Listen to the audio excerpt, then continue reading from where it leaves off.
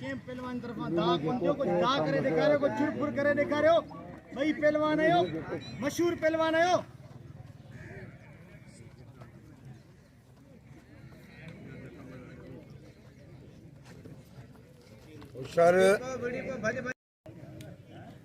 होशियार बच्चा होशियार देवड़ी पो